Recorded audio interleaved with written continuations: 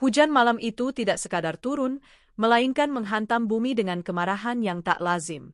Air langit tumpah ruah, menciptakan tirai tebal yang memburamkan pandangan di balik kaca depan mobil Mercedes-Benz hitam yang kukendarai.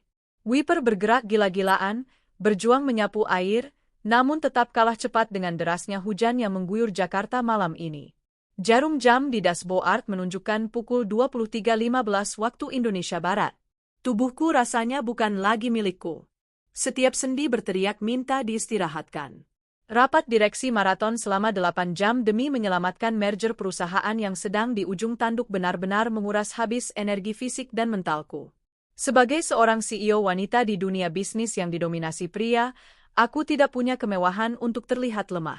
Aku harus baja, aku harus sempurna. Namun, di dalam mobil kedap suara ini, topeng besiku luruh. Aku hanyalah seorang istri dan ibu yang rindu pulang. Pikiranku melayang pada satu tujuan, rumah. Di sana, aku membayangkan Raka sedang menungguku di ruang tengah, mungkin dengan segelas teh hangat atau sekadar senyuman lembutnya yang selalu bisa meredakan badai di kepalaku. Dan Vano, putra kecil kami yang baru berusia 4 tahun, pasti sudah terlelap memeluk boneka beruangnya. Membayangkan wajah polos Vano dan pelukan hangat Raka membuatku sedikit menekan pedal gas, ingin memangkas jarak lebih cepat. Sedikit lagi, Lara. Sedikit lagi sampai. Bertahanlah, gumamku pada diri sendiri, mencoba mengusir kantuk yang menggelayut berat, seberat timah di pelupuk mata. Jalanan tol lingkar luar cukup sepi, hanya ada beberapa truk logistik yang melaju lambat di jalur kiri. Keheningan di dalam kabin hanya dipecahkan oleh suara deru AC dan rintik hujan yang semakin brutal. Tiba-tiba, dering ponsel memecah konsentrasi. Layar ponsel di holder menyala terang. Nama, Mas Raka, tertera di sana, diikuti foto kami berdua yang sedang tertawa lebar saat liburan di Bali tahun lalu. Senyum tipis terbit di bibirku. Bahkan di jam segini, dia masih terjaga menungguku. Sabar ya, Mas. Aku hampir sampai, bisikku lembut. Tanganku terulur, hendak menekan tombol handsfree di kemudi untuk menjawab panggilannya. Mataku beralih dari jalanan basah ke layar ponsel hanya untuk sepersekian detik. Namun, sedetik kelengahan itu berbayar nyawa. Cahaya silau yang menyakitkan tiba-tiba membanjiri kabin mobilku dari arah depan kanan. Klakson panjang yang memekakkan telinga terdengar seperti terompet kematian. Sebuah truk kontainer dari arah berlawanan mengalami aquaplaning, bannya kehilangan cengkeraman pada aspal basah, membuatnya oleng tak terkendali melompati pembatas jalan. Waktu seolah melambat. Aku bisa melihat grill depan truk itu mendekat dengan detail yang mengerikan.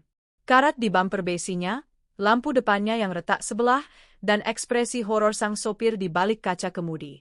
Aku membanting setir ke kiri sekuat tenaga, tapi terlambat. Brak! Suara dentuman logam yang bertabrakan terdengar mengerikan, seperti raungan monster besi yang sedang sekarat. Mobilku terpental, berputar liar di atas aspal licin. Kaca jendela meledak menjadi ribuan serpihan tajam yang menghujani wajahku. Airbag meledak, menghantam wajahku dengan keras, namun tak cukup untuk melindungi seluruh tubuhku dari guncangan hebat saat mobilku berguling dan menghantam pembatas beton.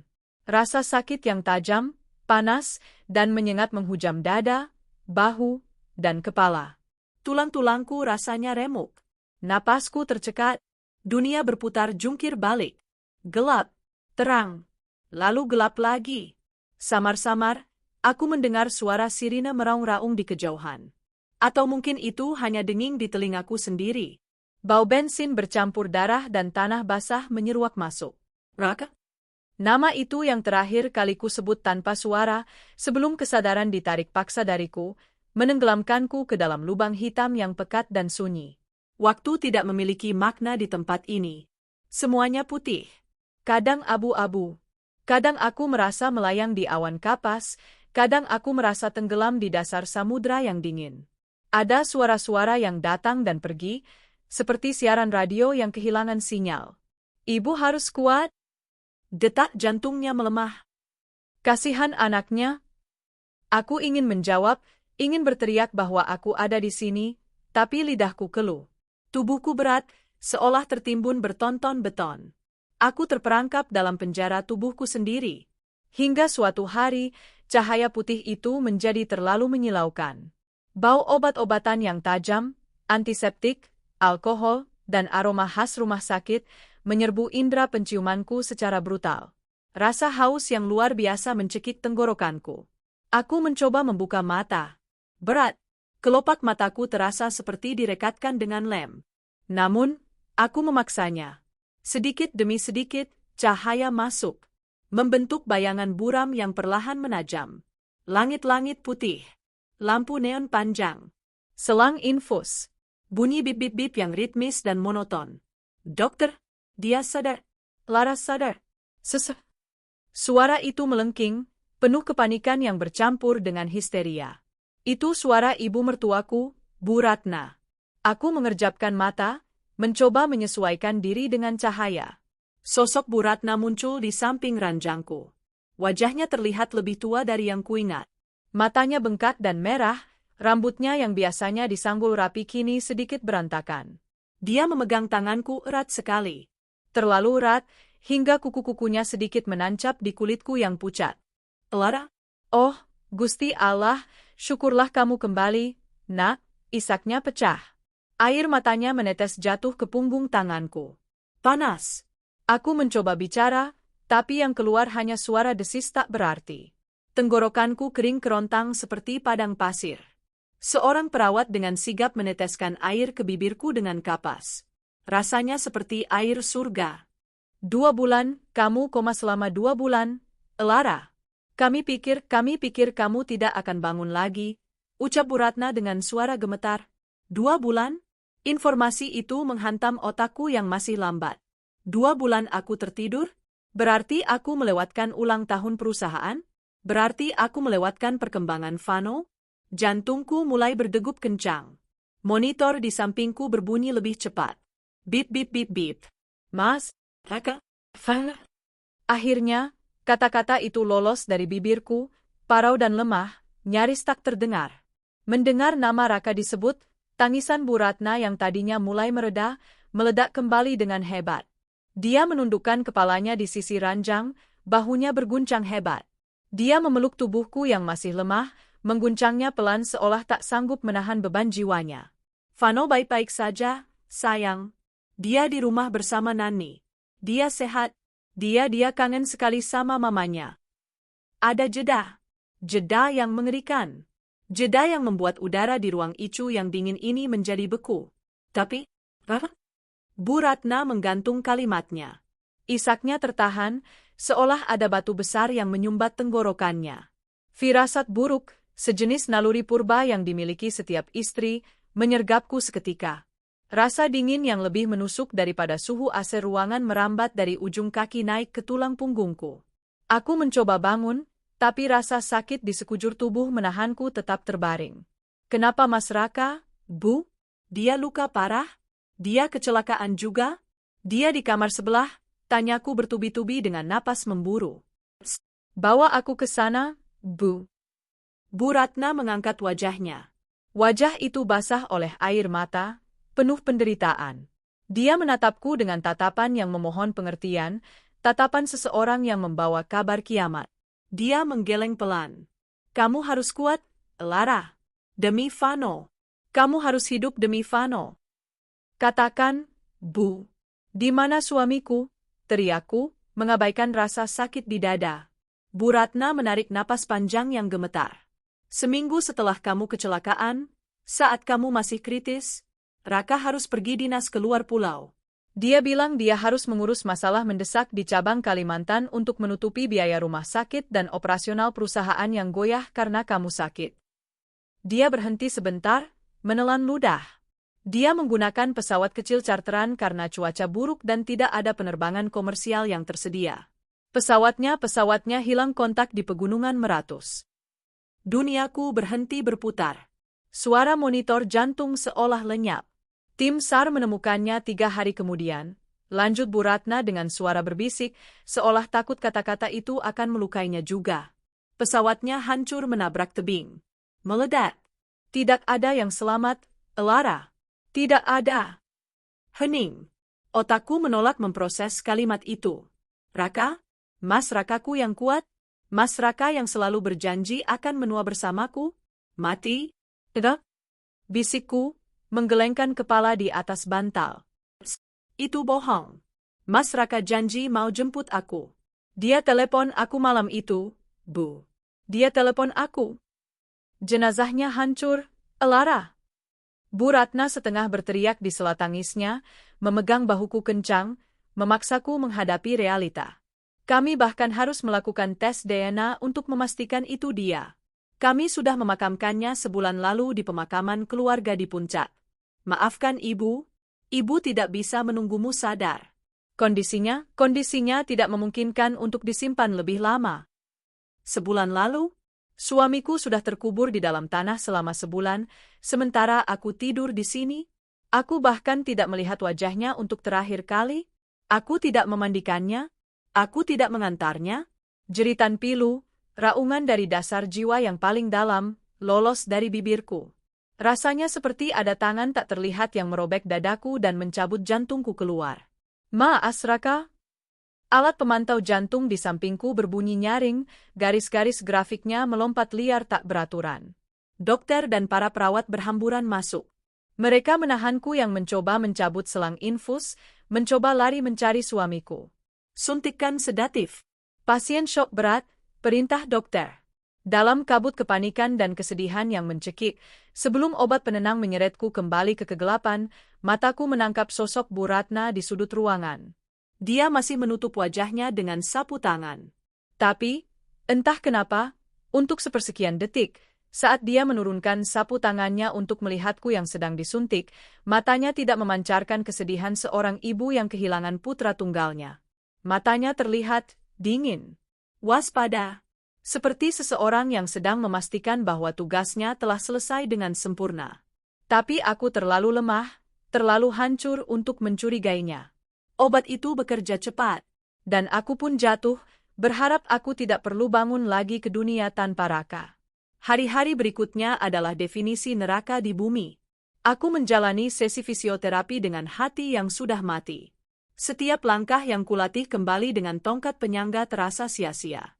Untuk apa aku berjalan jika Raka tidak ada di garis finish untuk memelukku? Aku kehilangan motivasi untuk sembuh. Aku menolak makan. Aku menolak bicara. Aku hanya menatap jendela kamar rawat inap, berharap melihat mobil Raka datang menjemput. Sampai suatu hari, video call dari Vano menyadarkanku. Mama, kapan pulang? Vano takut sendiri. Nenek bilang papa pergi jauh. Mama jangan pergi juga ya? Wajah kecil itu, mata bulat yang persis milik Raka, menyentakku bangun dari keterpurukan. Vano butuh aku, batinku. Aku satu-satunya yang dia miliki sekarang. Dengan sisa tenaga dan tekad baja seorang ibu, aku mempercepat proses pemulihanku. Dokter takjub dengan kemajuanku yang pesat dalam 2 minggu terakhir. Saat akhirnya aku diperbolehkan pulang, rumah besar kami terasa asing. Rumah bergaya Mediterania yang dulu hangat kini terasa seperti mausoleum, makam, raksasa yang dingin dan sunyi. Foto Raka ada di mana-mana. Di ruang tamu, di meja makan, di dinding tangga.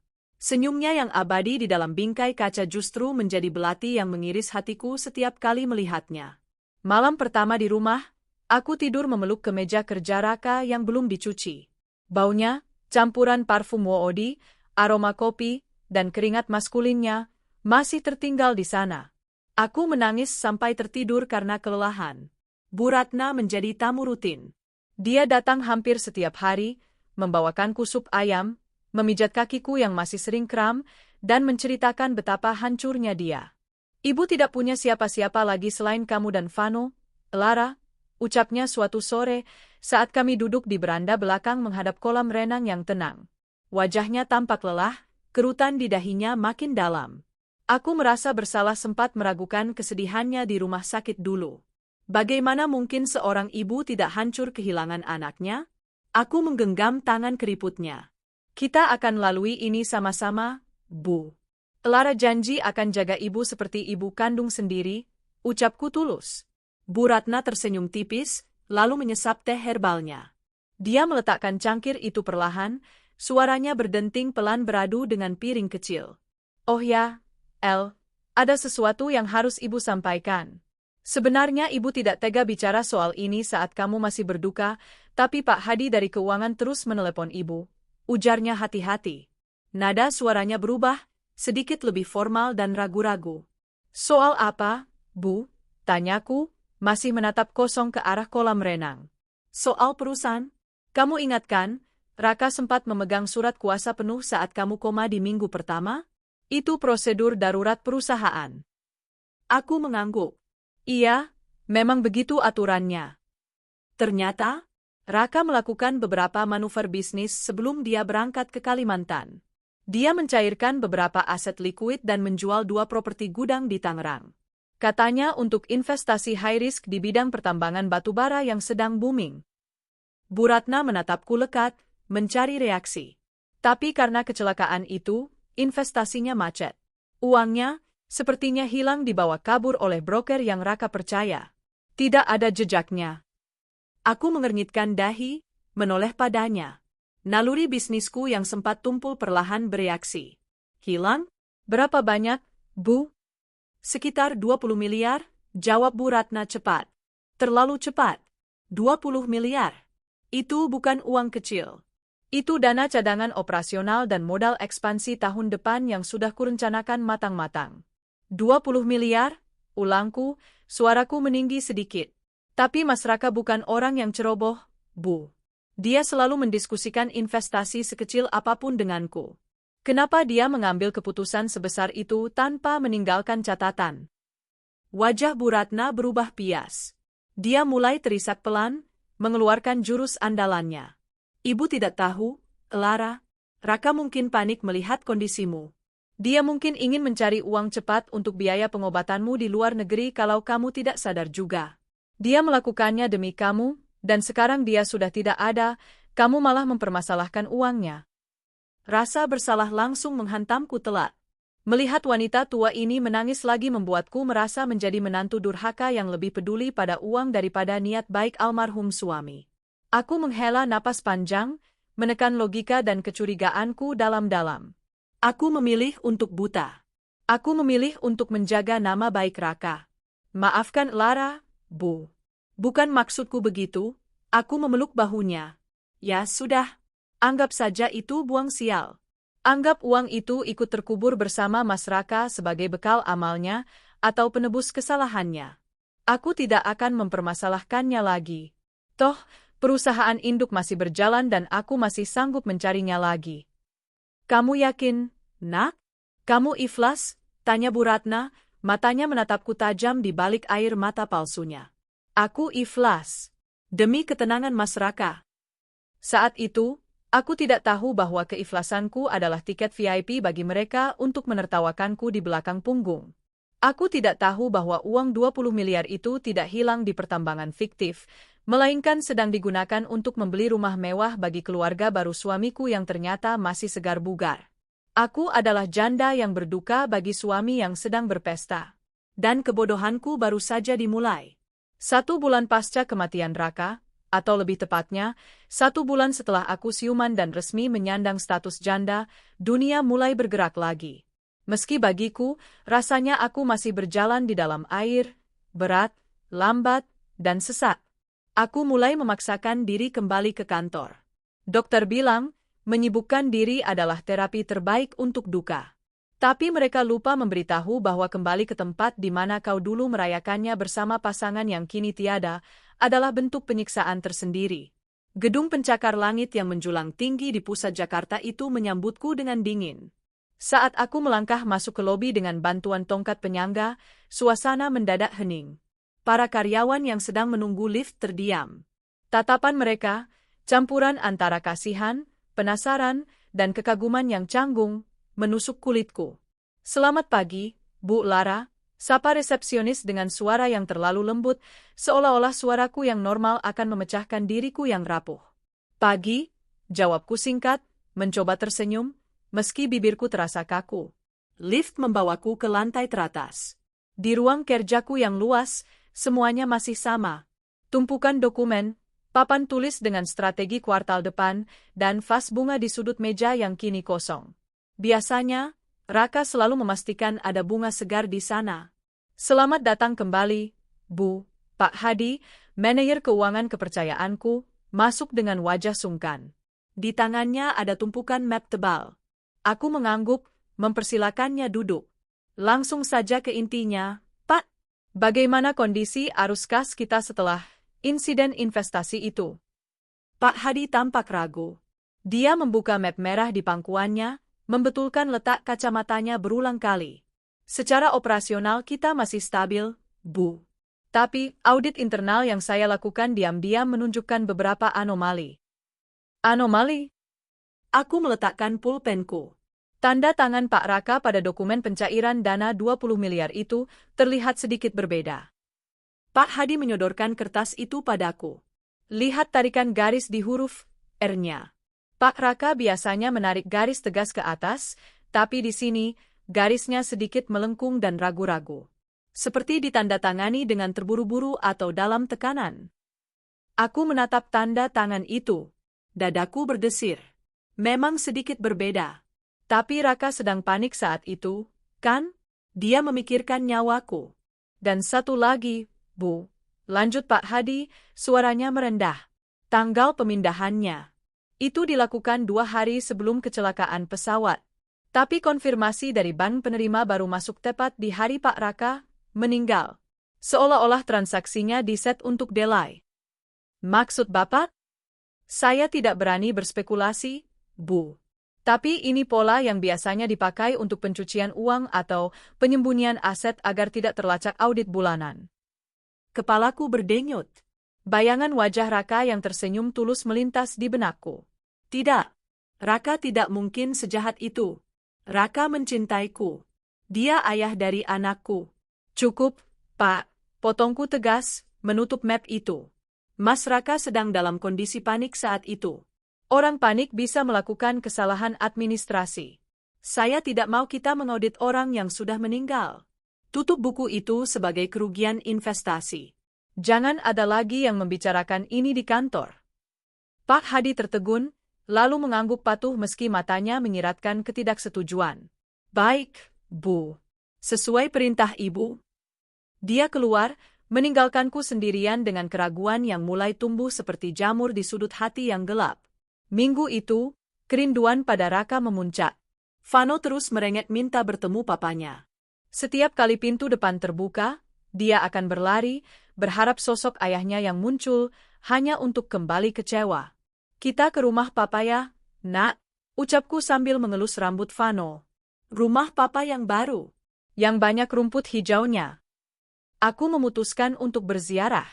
Makam Raka berada di kompleks pemakaman keluarga di daerah Puncak, dekat dengan vila peristirahatan milik keluarga Bu Ratna. Udara di sana sejuk, tempat yang selalu Raka sukai semasa hidupnya. Pagi-pagi buta, aku menjemput Bu Ratna. Wanita parubaya itu tampil rapi dengan baju gamis hitam, tapi wajahnya terlihat pucat dan gelisah.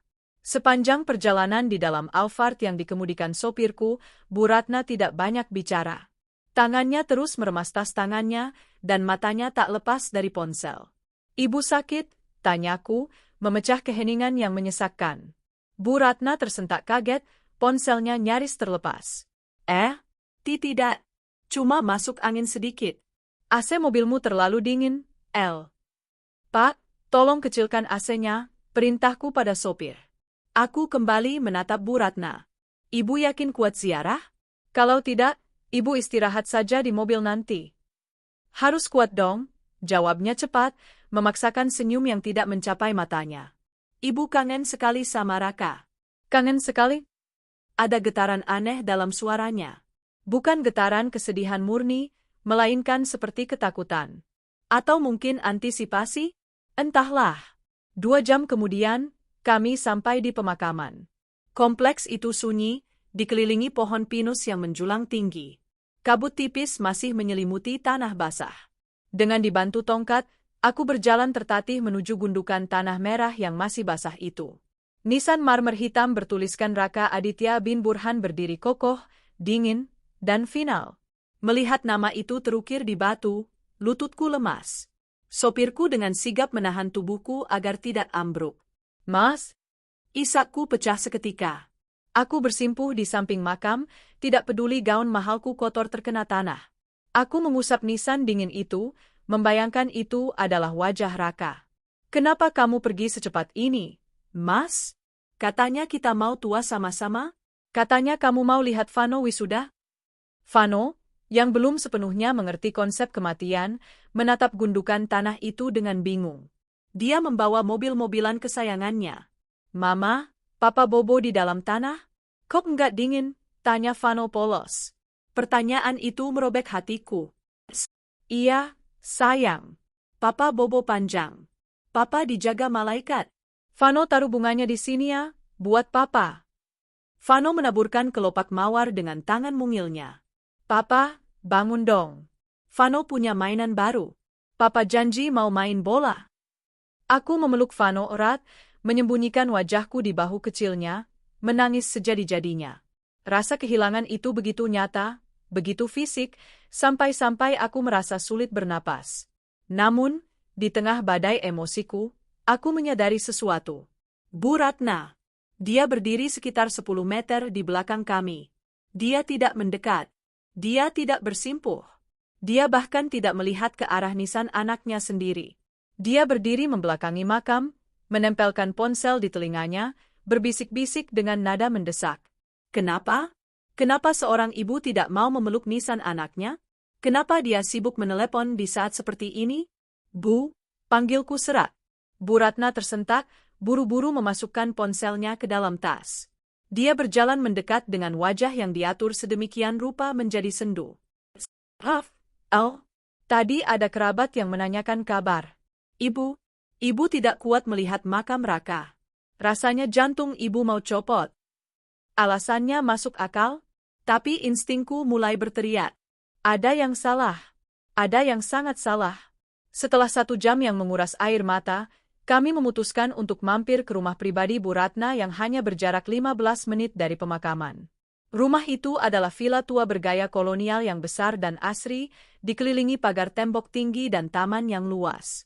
"Kita istirahat dulu ya sebelum kembali ke Jakarta. Ibu mau ambil beberapa barang peninggalan Bapak di kamar belakang," kata Bu Ratna saat kami turun dari mobil. Rumah itu sepi, namun terawat. Anehnya, ada jejak kehidupan yang lebih ramai dari sekadar rumah yang ditinggali sesekali. Ada sepeda anak-anak roda 3 di sudut garasi yang tertutup terpal setengah terbuka. Mungkin punya anak tetangga atau keponakan, pikirku positif, meski hatiku mulai waspada. "Elara, kamu duduk dulu di ruang tamu ya. Kakimu pasti sakit." "Ibu buatkan minum sebentar, lalu ibu ke kamar belakang," ujar Bu Ratna gugup.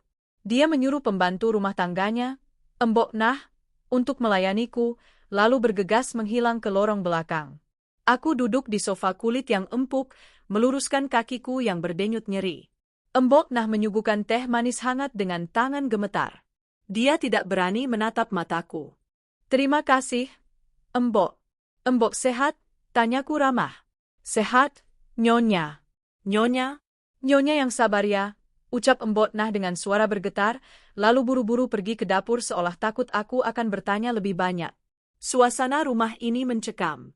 Bukan karena hantu, tapi karena rahasia yang menguap di udara. "Mama, Vano bosen. Vano mau main di taman depan, boleh? Ada ayunan," renget Vano. "Boleh, sayang. Tapi jangan keluar pagar ya. Hati-hati." Vano berlari keluar dengan riang. Aku memejamkan mata sejenak, mencoba meredakan sakit kepala. 15 menit berlalu. Bu Ratna belum juga kembali. Suara hening di rumah ini mulai menggangguku. Tiba-tiba, pintu depan terbuka kasar. Vano berlari masuk, napasnya terengah-engah, matanya berbinar namun penuh kebingungan. Mama, cepat Sin." Vano menarik tanganku kuat-kuat. "Ada apa, Vano? Kamu jatuh?" "Bukan, ada Papa." Vano lihat Papa. Darahku berdesir hebat. Jantungku berhenti berdetak sesaat. "Vano," bentakku pelan, menahan emosi. "Jangan bercanda soal itu. Papa sudah di surga. Tidak baik bicara begitu." "Enggak, Vano enggak bohong. Itu Papa. Papa gendong adik bayi. Papa naik mobil putih besar. Ayo Ma, lihat. Anak ini tidak pernah berbohong. Dan dia sangat cerdas untuk usianya. Dia tahu wajah ayahnya. Didorong oleh rasa penasaran yang bercampur dengan ketakutan irasional, aku meraih tongkat penyanggaku. Dengan tertatih, menahan rasa sakit di pergelangan kaki yang menusuk setiap kali menapak, aku mengikuti Vano keluar. Kami berjalan melintasi halaman rumput yang luas menuju gerbang pagar yang tinggi. Gerbang itu sedikit terbuka. Di seberang jalan aspal yang sepi, sekitar 50 meter dari posisi kami berdiri, sebuah SUV putih mewah, Toyota Land Cruiser terbaru, sedang parkir dengan mesin menyala. Bagasi belakangnya terbuka. Aku menyipitkan mata, menghalau silau matahari sore. Dan di sana, waktu benar-benar berhenti. Aku melihat punggung itu. Postur tegap yang lebar. Cara berdirinya yang sedikit miring ke kiri. Potongan rambutnya yang rapi. Pria itu memakai kaos polo biru navy, warna favorit Raka. Dia sedang memasukkan koper ke dalam bagasi. Pria itu berbalik sedikit untuk berbicara dengan seseorang di dalam mobil. Seketika, nafasku tercekat di tenggorokan. Itu Raka. Itu benar-benar Raka. Suamiku. Ayah dari anakku. Pria yang kubersihkan makamnya 1 jam yang lalu. Pria yang kutangisi siang dan malam. Dia tidak hancur. Dia tidak terbakar. Dia bahkan terlihat lebih gemuk, pipinya lebih berisi, kulitnya lebih cerah. Dia terlihat bahagia. Lalu, pintu penumpang depan terbuka. Seorang wanita muda turun. Dia cantik, modis dengan gaun summer dress yang memperlihatkan lekuk tubuhnya yang sintal, meski perutnya terlihat sedikit buncit sisa melahirkan. Rambutnya panjang terurai, dicat coklat keemasan. Wanita itu menghampiri Raka, mengelus lengan suamiku dengan gestur yang sangat intim, sangat memiliki. Dia menyerahkan seorang bayi mungil yang terbungkus selimut kuning kepada Raka. Raka menerima bayi itu. Dan dia tertawa. Tawa itu, tawa renyah yang dulu hanya milikku. Tawa yang dulu selalu menyambutku pulang kerja. Kini tawa itu dia berikan pada wanita lain dan bayi lain, di saat aku dan anaknya yang sah sedang berdarah-darah meratapi kematiannya. Duniaku yang tadi runtuh karena duka, kini meledak berkeping-keping karena syok. Langit runtuh menimpaku. Mas Raka? Suaraku tercekat, tak keluar. Hanya cicitan putus asa. Sebelum aku sempat berteriak, atau berlari, atau melakukan apapun, aku melihat pemandangan yang lebih menyakitkan lagi. Bu Ratna muncul dari pintu samping garasi rumah ini. Dia tidak sedang mengambil barang peninggalan bapak. Dia membawa 2 tas besar berisi perlengkapan bayi. Dia berlari kecil menghampiri mobil itu. Wanita muda itu mencium pipi Bu Ratna, cipika-cipiki akrab layaknya menantu kesayangan. Raka mencium tangan ibunya, lalu Bu Ratna mencium kening bayi di gendongan Raka dengan penuh kasih sayang. Mereka keluarga bahagia. Keluarga yang utuh. Tanpa aku. Tanpa Vano. Hati-hati ya, nak. Jangan sampai Lara curiga, meski jarak kami jauh. Entah kenapa kalimat imajiner itu terngiang jelas di kepalaku, seolah aku bisa membaca gerak bibir Bu Ratna yang sedang tersenyum lebar melambaikan tangan. Raka masuk ke kursi kemudi. Wanita itu di sampingnya. Mobil mewah itu melaju perlahan, meninggalkan debu tipis, menjauh menuju jalan raya utama, meninggalkan kami. Aku berdiri mematung di balik pagar besi. Kakiku lemas, bukan lagi karena cedera, tapi karena tulang-tulangku rasanya dilolosi satu persatu. Tongkat penyanggaku jatuh berdentang di aspal. Aku merosot jatuh, berlutut di tanah yang keras. Air mata menetes, tapi kali ini rasanya berbeda. Air mata ini tidak panas. Air mata ini dingin. Sangat dingin. Raka tidak mati kecelakaan. Dia memalsukan kematiannya. Pesawat jatuh itu, jenazah hancur itu, pemakaman itu, semuanya sandiwara. Dia membuangku. Dia membuang Vano. Demi wanita itu. Dan uang 20 miliar itu, uang perusahaanku, keringat dan darahku, dia gunakan untuk membiayai hidup barunya. Ibunya, Bu Ratna, adalah sutradara yang membantunya, berakting sebagai ibu yang berduka di hadapanku setiap hari, memakan makananku, menerima santunanku, sambil menertawakan kebodohanku. Rasa sakit di dadaku perlahan berubah. Dari duka yang meremukkan, menjadi amarah yang membakar. Api itu kecil pada mulanya, tapi dengan cepat membesar, membakar habis rasa cinta, rasa rindu, dan rasa hormat yang kupunya untuk pria bernama Raka Aditya. Mama, kenapa? Vano mengguncang bahuku, wajahnya ketakutan melihatku yang diam mematung dengan tatapan kosong. Itu papa kan, Emma? Kenapa papa pergi lagi? Aku menoleh pada Vano, melihat wajah polos yang dikhianati oleh ayah kandungnya sendiri. Rasa sakit itu bertransformasi menjadi kekuatan. Aku tidak boleh hancur. Aku tidak boleh gila. Kalau aku hancur, siapa yang akan membela Vano? Siapa yang akan mengambil kembali hak kami? Aku menghapus air mata dengan kasar. Punggung tanganku kotor oleh debu, tapi aku tidak peduli. Aku meraih tongkatku, mencengkeramnya erat hingga buku jariku memutih. Aku memaksakan diri untuk berdiri tegak. Sakit di kakiku tidak ada apa-apanya dibanding sakit di hatiku. Tapi rasa sakit ini yang akan membuatku tetap sadar. Mama tidak apa-apa, Vano, kataku. Suaraku terdengar asing di telingaku sendiri. Rendah, datar, dan tajam. Kamu benar. Itu tadi, seseorang yang mirip papa. Tapi papa yang asli sudah mati. Pria tadi adalah monster. Monster? Vano bingung. Iya, dan kita akan melawan monster itu.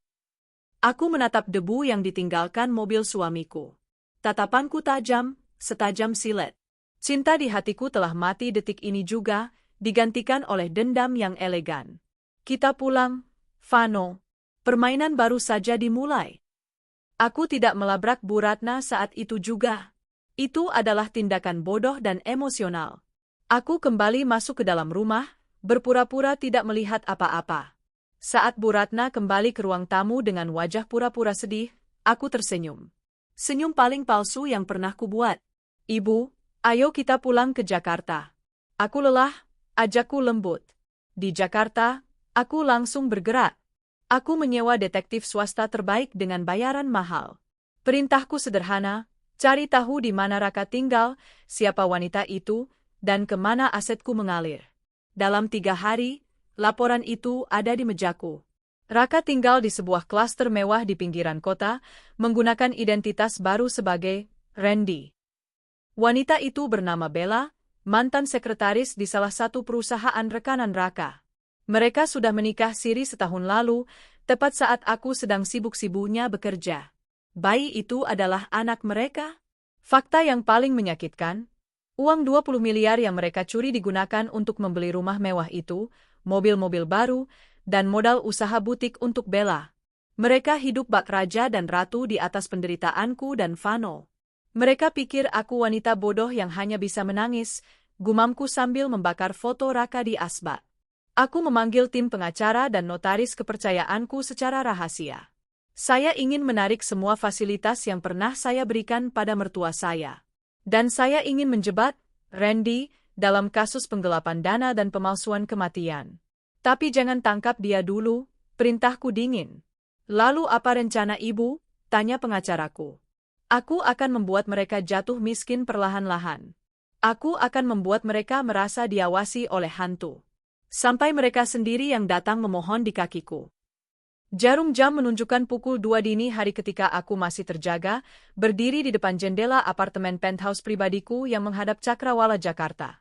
Lampu-lampu kota berkedip di bawah sana, tampak indah namun dingin. Di tanganku, segelas wine merah berputar pelan, warnanya semerah darah yang tidak akan pernah kutumpahkan. Tidak, kekerasan fisik terlalu primitif untuk Raka.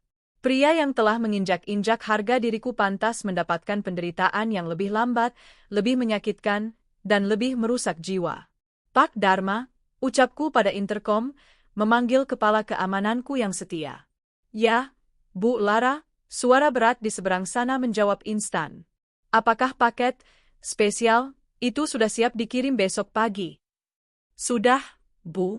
Sesuai instruksi. Bunga lili Casablanca kualitas impor terbaik. Kartu ucapannya juga sudah disiapkan persis seperti yang ibu minta. Tanpa nama.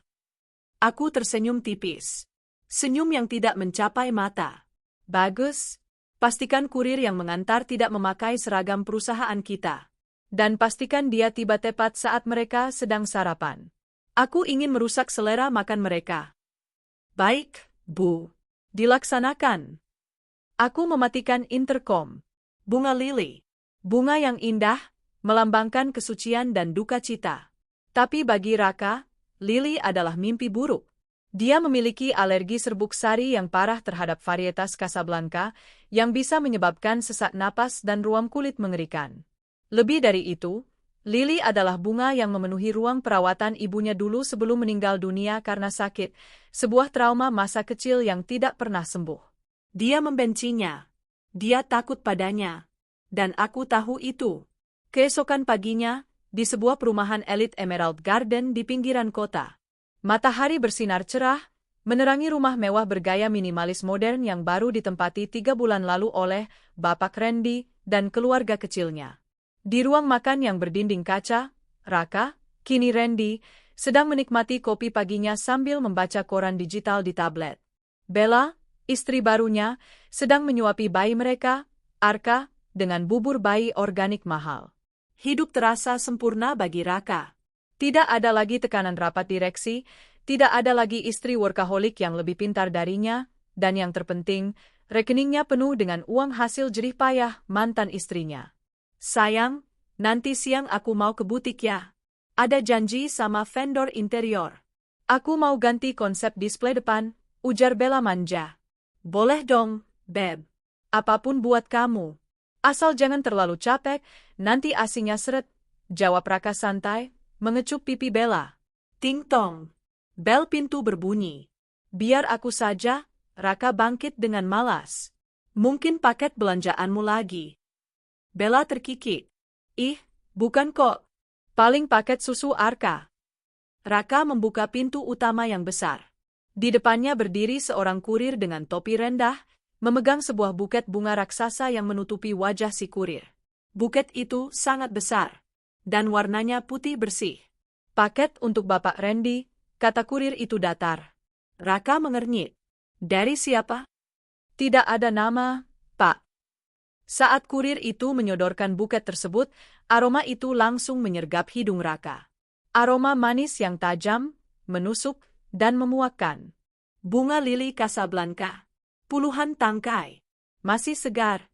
Serbuk sarinya yang berwarna oranye tebal bergoyang-goyang ditiup angin. Wajah Raka berubah pucat pasi dalam sekejap. Mundur selangkah, dia nyaris tersandung kakinya sendiri. Tangannya gemetar hebat. Memori masa kecil tentang ruang rumah sakit yang bau kematian, bercampur dengan rasa gatal yang mulai merambat di tenggorokannya secara psikomatis, membuatnya mual. Bawa pergi itu, teriak Raka histeris, suaranya pecah. Kurir itu bingung. Tapi Pak, ini alamatnya benar? Aku bilang buang. Jauh-jauh. Aku alergi. Raka menutup hidung dan mulutnya dengan lengan baju, matanya terbelalak ngeri menatap bunga-bunga cantik itu seolah mereka adalah kepala ular berbisa. Bella yang mendengar keributan itu berlari ke depan sambil menggendong Arka. Ada apa sih, Mas? Kok teriak-teriak? Melihat buket bunga raksasa itu, mata Bella justru berbinar. Wah, bagus banget. Siapa yang kirim? Kamu romantis banget sih, Mas. Jangan disentuh, Bel. Itu racun, cegah Raka, tapi terlambat. Bella sudah mengambil kartu ucapan kecil yang terselip di antara kelopak bunga. Bella membacanya dengan suara keras. Terima kasih atas asetnya. Nikmati selagi bisa. Salam dari masa lalu. Hening. Angin pagi yang hangat mendadak terasa dingin menusuk tulang. Senyum di wajah Bella lenyap. Dia menatap Raka, lalu menatap kartu itu lagi. Mas, ini maksudnya apa? Aset? Masa lalu? Bella menuntut penjelasan, suaranya mulai meninggi. Ini dari perempuan lain? Mantan pacarmu? Atau jangan-jangan istrimu yang mati, itu? Jaga mulutmu, bentak Raka, keringat dingin mengucur di pelipisnya. Dia merebut kartu itu, meremasnya hingga hancur. Napasnya mulai memburu, bunyi mengi halus terdengar. Buang bunga itu, Bella. Sekarang, kamu bentak aku. Bella, yang terbiasa dimanjakan, tidak terima. Ada orang kirim ancaman ke rumah kita, dan kamu malah marahin aku? Siapa pengirimnya, Mas? Kamu bohong sama aku ya? Kamu bilang semuanya sudah beres. Kamu bilang dia sudah mati dan tidak ada yang tahu kita di sini. Dia memang sudah mati. Ini pasti orang iseng. Mungkin saingan bisnis. Raka berdalih panik, tapi matanya liar menyapu sekeliling halaman, mencari sosok yang mengintai. Dia merasa diawasi. Dia merasa telanjang. Bunga lili itu tergeletak di teras, putih suci di atas lantai marmer hitam, seperti sebuah nisan. Teror itu baru permulaan. 3 hari kemudian, aku melangkah masuk ke sebuah gedung ruko 3 lantai di kawasan Kemang. Gedung ini adalah lokasi butik eksklusif milik Bella, Bella Moda, yang dia banggakan di media sosial. Dengan kacamata hitam besar dan setelan blazer putih gading, aku berjalan dengan aura yang membuat orang menyingkir. "Selamat siang, ada yang bisa dibantu?" Sapa resepsionis gedung di lobi utama. "Saya ingin bertemu pemilik gedung ini." "Pak Haryo, bukan?" tanyaku dingin. "Benar, tapi apakah sudah ada janji?" Aku meletakkan kartu namaku di meja. Elara Prameswari, CEO Aditama Group. Mata resepsionis itu membelalak. "Nama perusahaanku adalah Raksasa Properti." "Oh, maaf, Bu Elara. Silakan, mari saya antar ke ruangan Bapak." Pertemuan dengan Pak Haryo berlangsung singkat. Uang bicara lebih keras daripada kontrak sewa-menyewa. Aku menawarkan harga 2 kali lipat dari nilai pasar gedung itu untuk membelinya secara tunai, hari ini juga. "Tapi, Bu, butik di lantai 1 itu baru perpanjang sewa 2 tahun lagi," kata Pak Haryo ragu, meski matanya berkilat melihat nominal cek yang kusodorkan. "Saya tidak peduli dengan penyewanya. Saya beli gedungnya beserta hak pengelolaannya." "Masalah penyewa, itu urusan manajemen baru yaitu saya," jawabku sambil menyesap teh. "Dan rencana saya adalah merenovasi total gedung ini mulai minggu depan. Semua penyewa harus keluar." Pak Haryo menelan ludah, lalu menyalami tanganku. "Deal, Bu." Sore harinya, kurir pribadiku mengantarkan surat pemberitahuan ke butik Bella. Bukan surat cinta, melainkan surat pengosongan tempat dalam waktu 7x24 jam dengan alasan renovasi struktural mendesak karena isu keselamatan. Aku memantau dari dalam mobilku yang terparkir di seberang jalan, kaca film gelap menyembunyikan senyum puasku. Aku melihat Bella keluar dari butik dengan wajah merah padam, memegang surat itu. Dia berteriak pada stafnya, membanting pintu kaca, lalu menelepon seseorang, pasti Raka, dengan gestur tubuh yang meledak-ledak. "Bagaimana, Nyonya Randy? Sakit?" gumamku pelan. "Itu belum seberapa dibanding rasa sakit saat aku melihatmu menggendong anak suamiku." Tak berhenti di situ, aku menggunakan koneksi lamaku di industri tekstil. Sebagai salah satu importir bahan baku terbesar, aku punya kuasa veto tak tertulis. 1 telepon ke Asosiasi Supplier Kain Premium, dan nama, Bella Moda, masuk ke dalam daftar hitam, risiko tinggi pembayaran. Dalam semalam, supplier kain sutra langganan Bella membatalkan pengiriman pesanan untuk koleksi lebaran. Alasannya? Stok kosong. Padahal aku tahu gudang mereka penuh. Bella, yang butiknya adalah identitas dan kebanggaannya, mulai hancur. Minggu kedua teror. Giliran sang sutradara utama, Bu Ratna. Wanita tua itu datang ke rumahku, rumah yang dulu dia anggap miliknya juga, dengan wajah memelas yang sudah kutahu palsu. Dia duduk di sofa ruang tamu, memilin ujung kerudungnya. "Elara, wajahmu makin segar, Nak." "Alhamdulillah," basa-basinya memuakkan. "Terima kasih, Bu." "Ada apa ibu datang tumben sekali?" "Biasanya telepon dulu," tanyaku sambil menuangkan teh, pura-pura tidak tahu. "Begini, ibu lagi butuh uang agak banyak, El.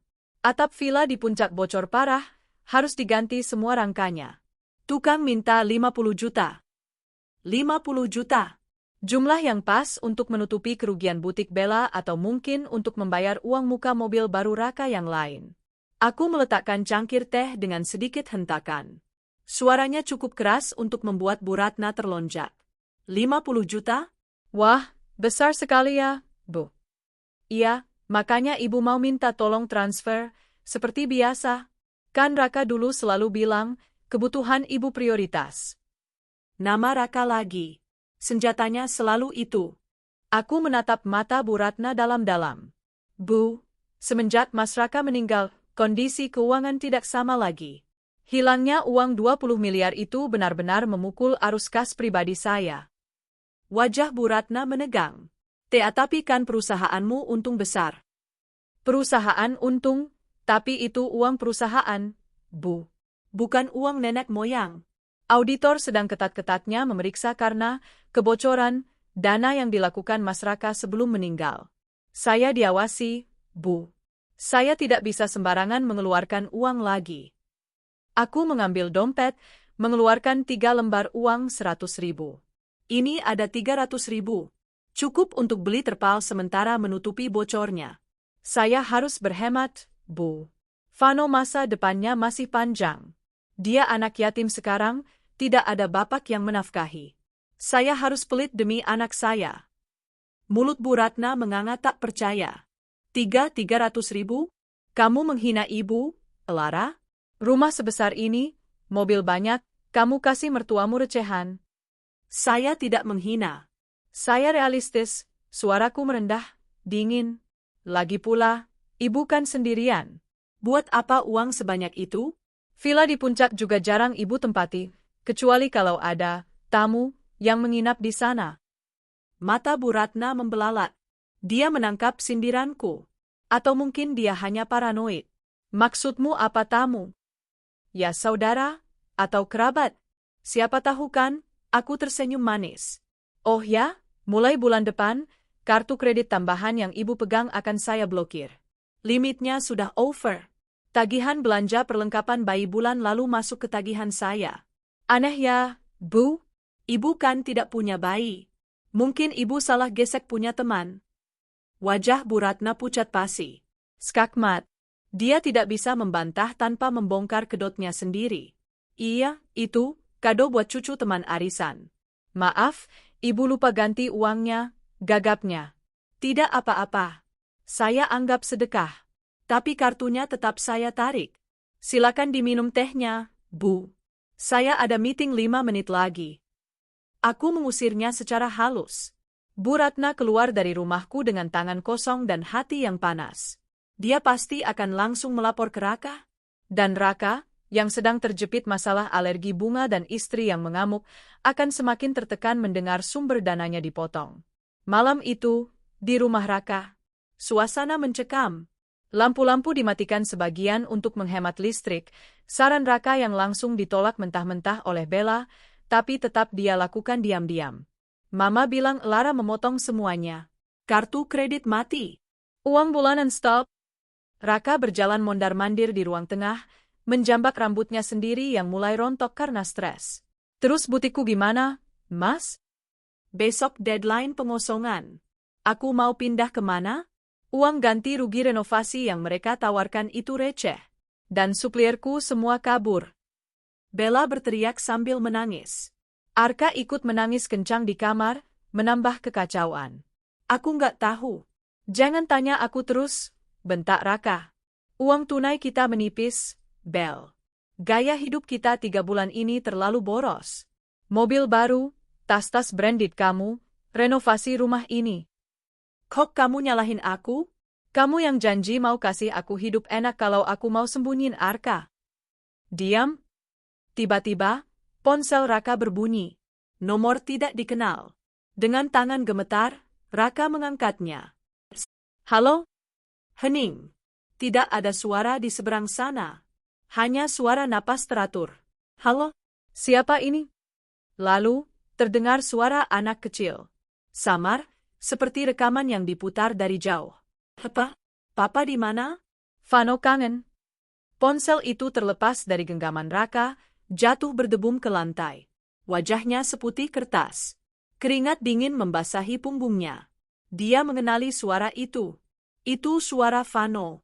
Tapi nadanya seperti merintih dari dalam kubur. Mas? Siapa? Tanya Bella ketakutan melihat reaksi suaminya.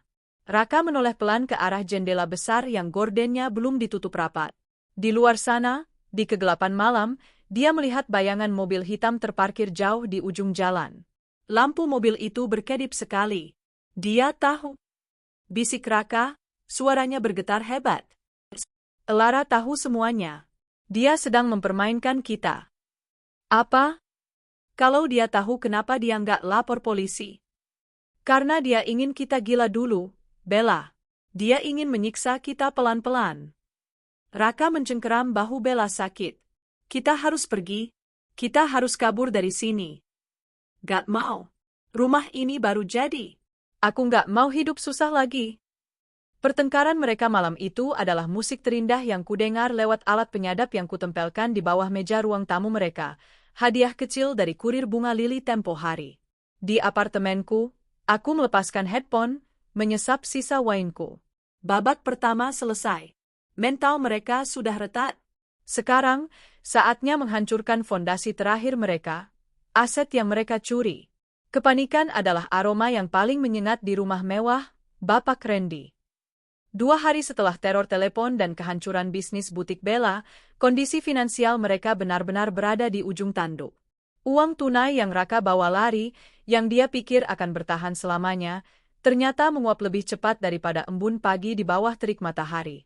Gaya hidup hedonis, mobil mewah, renovasi rumah, dan koleksi tas branded Bella telah menyedot hampir 70% dari dana haram itu.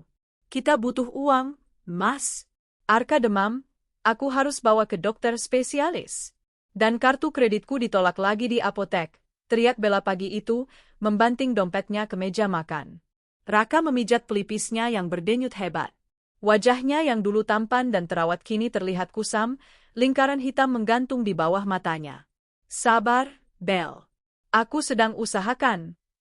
Usahakan apa? Jual mobil? Jangan harap.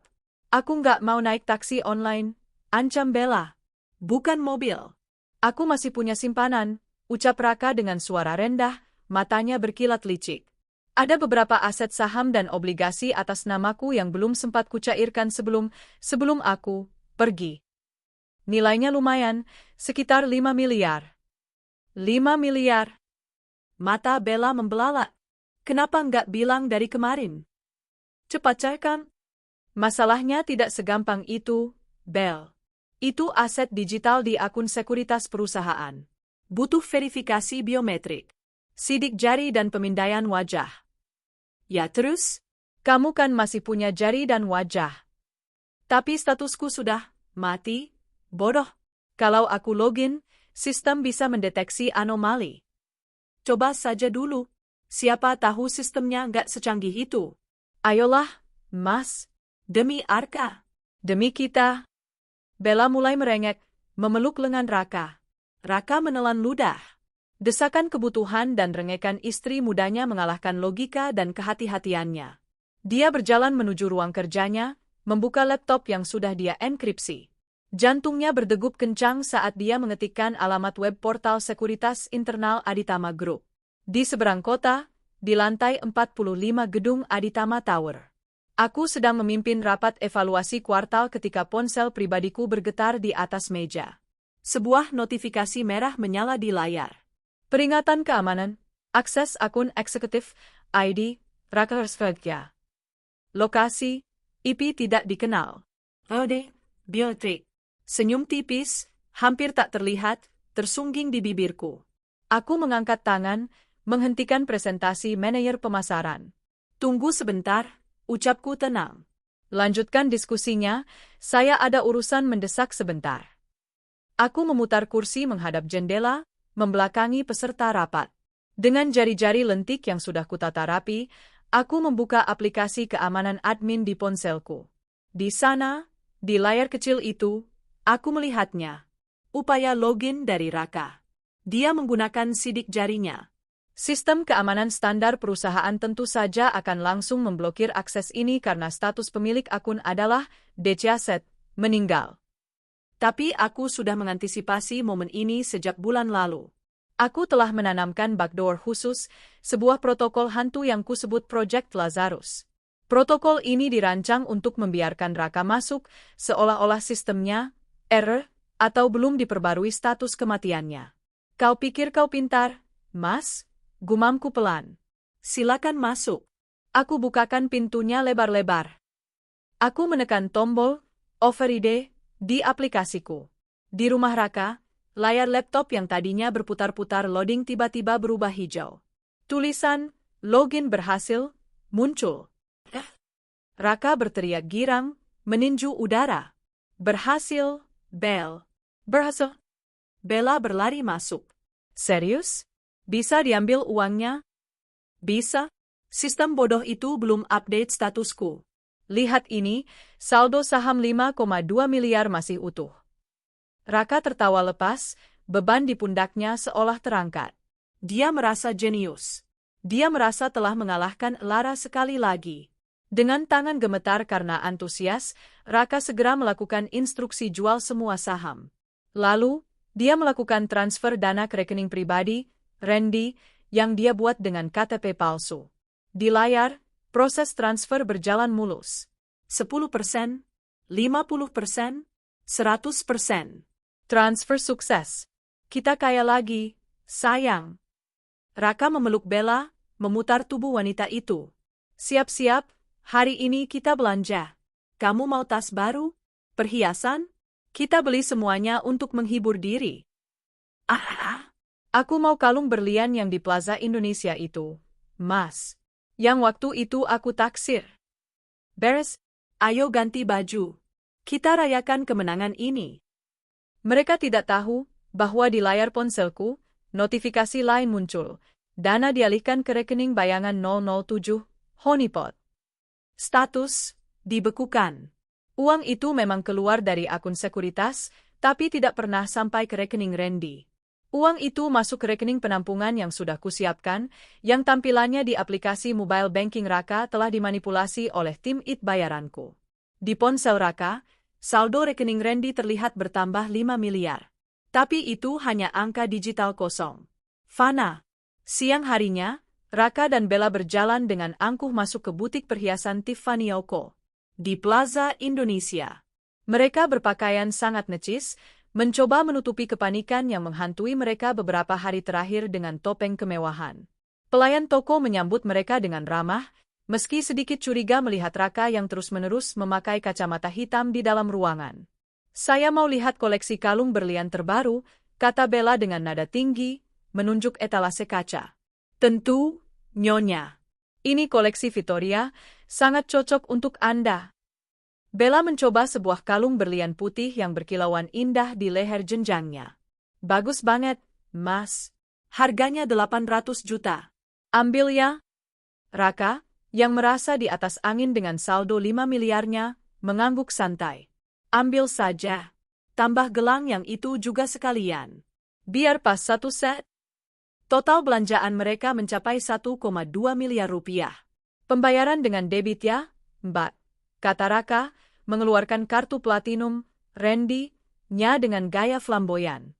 Jantungku berdegup kencang saat memantau CCTV butik itu. Ya, aku punya akses ke sana karena pemilik butik itu adalah teman arisanku. Aku menonton live streaming dari tablet di mobilku yang parkir di basement mall yang sama. Ini adalah bagian terbaiknya. Pelayan memasukkan kartu ke mesin EDC. Raka menekan PIN dengan percaya diri.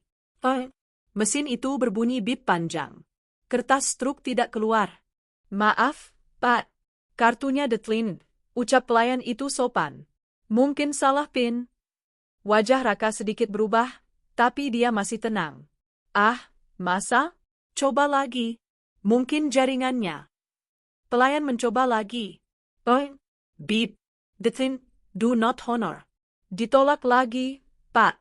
Keterangannya, do not honor. Ini biasanya dari bank penerbit, kata pelayan, suaranya mulai sedikit keras, menarik perhatian pengunjung lain. Keringat dingin mulai merembes di dahi Raka. Bella mulai gelisah. Mas, kok bisa?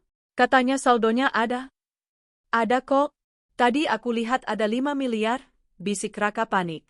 Dia mengeluarkan ponselnya, membuka aplikasi mobile banking. Di sana, angka 5 miliar masih tertera jelas. Lihat ini. Uangnya ada. Coba saya telepon bank sebentar, kata Raka, tangannya gemetar saat mendial nomor call center prioritas. Tapi yang menjawab bukan customer service. Yang menjawab adalah suara mesin otomatis yang dingin. Nomor rekening Anda sedang dalam pengawasan karena indikasi aktivitas penipuan dan pencucian uang. Mohon datang ke kantor cabang terdekat dengan membawa bukti identitas asli. Identitas asli. Dua kata itu menghantam Raka seperti palu godam. Dia tidak punya identitas asli. Identitas aslinya adalah mayat di dalam kubur. Identitas Randy adalah palsu. Jika dia ke ban, dia akan ditangkap. Mas gimana? Desak Bella, malu dilihat orang-orang. Pak, jadi transaksinya bagaimana? Tanya pelayan toko, kali ini tanpa senyum. Satpam butik mulai melangkah mendekat, curiga dengan gelagat Raka yang berkeringat deras. Batal dulu, gumam Raka, menyambar kartu debitnya dari tangan pelayan. Ada kesalahan sistem ban. Kita cari ATM dulu. Dia menarik tangan Bella, menyeretnya keluar dari butik itu dengan langkah terburu-buru, meninggalkan tatapan mencemooh dari para staf. Sakit, Mas? Bella menghempaskan tangan Raka di koridor mal yang ramai. Kamu bohong lagi kan? Kamu bilang kita punya 5 miliar. Aku malu tahu nggak? Mal? Dengar dulu, Bella. Hanya ada. Tapi dibekukan. Ini pasti ulah Lara lagi. Raka mendesis, matanya merah menahan amarah dan ketakutan. Lara. Kamu terobsesi sama mayat mantan istrimu. Kamu yang nggak becus cari uang. Bella berteriak histeris, tidak peduli mereka jadi tontonan pengunjung mal. Aku capek hidup begini. Kalau kamu nggak punya uang, jangan harap aku mau tidur sama kamu malam ini. Bella berbalik dan pergi, meninggalkan Raka sendirian di tengah keramaian Plaza Indonesia. Raka berdiri terpaku, merasa dunia di sekelilingnya menyempit. Dia merogoh saku celananya. Dompetnya tipis. Uang tunai tinggal 300.000 rupiah. Sisa saldo di kartu kredit sudah limit. Dia bangkrut. Benar-benar bangkrut. Raka berlari ke toilet mal, mengunci diri di salah satu bilik. Napasnya memburu. Dia butuh jalan keluar. Dia butuh bantuan. Dengan tangan gemetar, dia menelepon satu-satunya orang yang mungkin masih punya simpanan. Ibunya. Halo, Raka? Suara Bu Ratna terdengar cemas di ujung telepon. Tolong aku. Rekeningku diblokir semua. Aku nggak bisa ambil uang sepeser pun. Bella marah besar, dia mau pergi. Raka meracau, air mata frustrasi menetes. Ya ampun, Nat. Kok bisa? Terus mama harus gimana? Uang mama juga habis, Raka. Lara memotong semuanya. Kartu kredit mama diblokir, uang bulanan cuma dikasih recehan. Jual sesuatu? Jual perhiasan mam. Jual tanah di kampung. Apa saja. Kirim tunai ke aku via ojek online. Aku butuh cash sekarang buat bayar hotel atau makan. Perhiasan mama sudah dijual buat bayar utang judimu bulan lalu. Raka, kamu lupa? Bu Ratna mulai menangis. Tanah di kampung suratnya dipegang Lara di brankas kantor. Raka meninju dinding toilet. Perempuan sialan itu. Dia benar-benar mau membunuhku pelan-pelan. Raka, apa kita menyerah saja? Apa kita minta maaf sama Lara? Cicit Bu Ratna. Gila kamu, Kalau aku muncul, aku masuk penjara. Aku sudah memalsukan kematian. Itu pidana berat. Tidak ada jalan kembali. Raka mematikan telepon. Dia merosot duduk di atas kloset tertutup, membenamkan wajah di telapak tangannya. Di saat itulah, sebuah pesan WhatsApp masuk ke ponselnya. Dari nomor tak dikenal. Isinya adalah sebuah foto. Foto dirinya yang baru saja diambil 5 menit yang lalu, saat sedang bertengkar dengan Bella di koridor mal. Angle-nya diambil dari atas, dari CCTV. Di bawah foto itu, ada tulisan singkat, ganteng sekali baju barunya, Mas Raka. Sayang sekali, kartu debitnya tidak bisa dipakai. Butuh pinjaman? Bunganya nyawa? Raka melempar ponselnya ke lantai hingga layarnya retak. Dia menjerit tertahan, suaranya teredam dinding toilet yang dingin. Aku, yang sedang duduk santai di mobilku di basement, menutup tabletku dengan senyum puas. Jalan, Pak, perintahku pada sopir. Pertunjukan hari ini sudah selesai. Besok kita siapkan panggung utamanya. Raka kini adalah tikus yang terpojok. Dia lapar, dia miskin, dan dia ketakutan. Saat manusia kehilangan segalanya, mereka akan melakukan kesalahan terbesar. Dan aku akan menunggu di sana untuk menangkapnya. Tikus yang lapar akan memakan racun sekalipun, jika racun itu berbau seperti keju. Itulah filosofi yang kupegang teguh dalam merancang babak terakhir panggung sandiwaraku. Raka dan Bella sudah berada di titik terendah mereka. Rekening dibekukan, butik hancur, dan rasa aman mereka telah dicabut paksa. Kini, saatnya memberi mereka harapan palsu.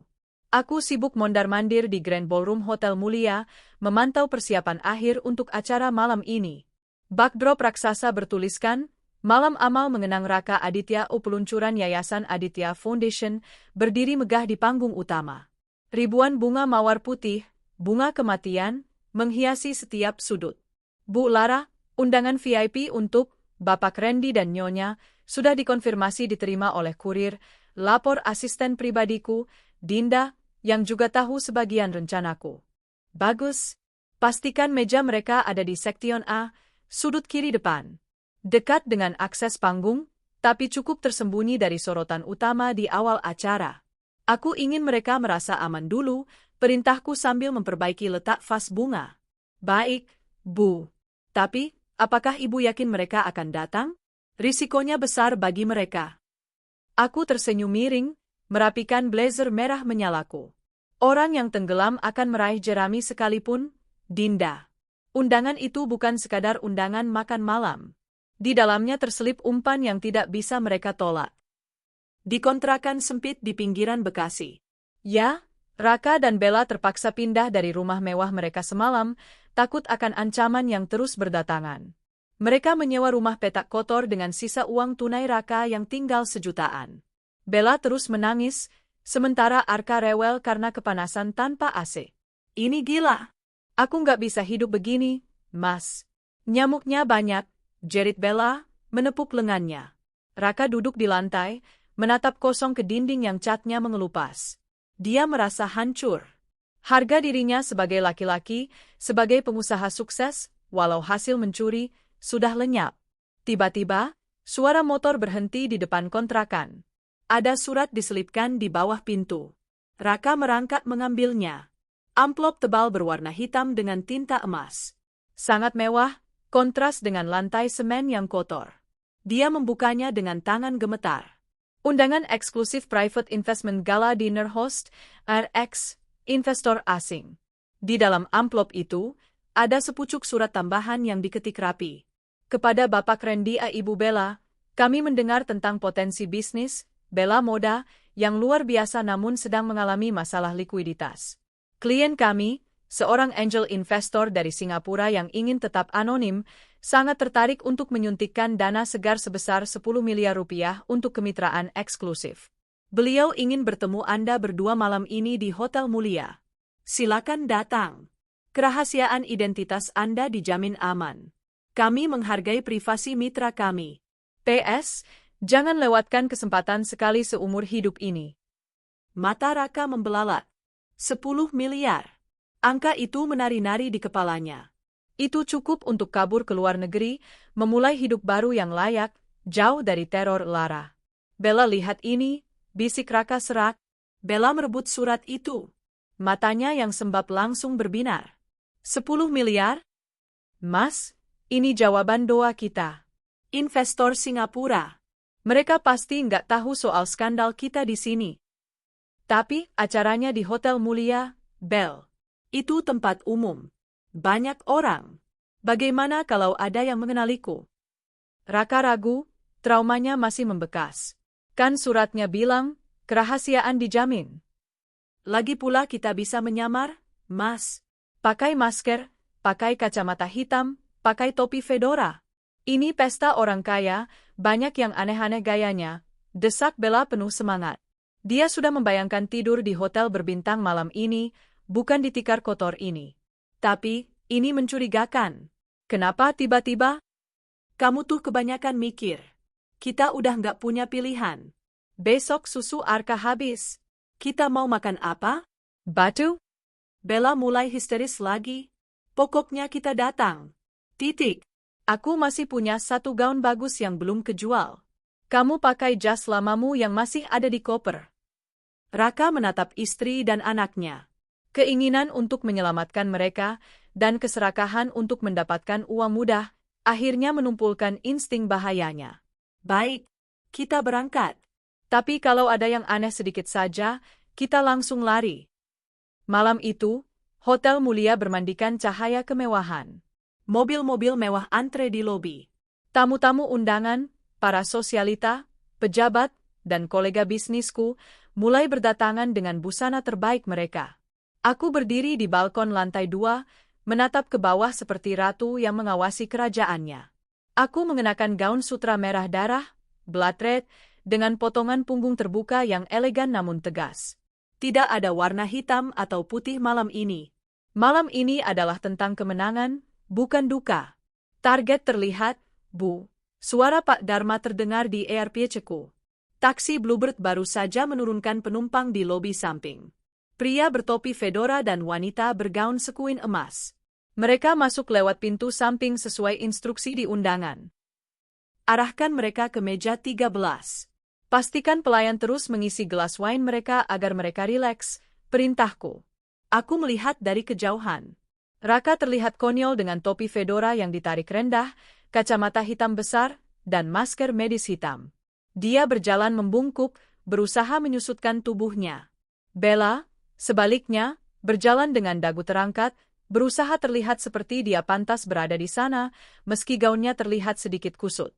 Mereka digiring oleh usher, penerima tamu, bayaranku melewati kerumunan utama, langsung ke meja di sudut yang agak remang.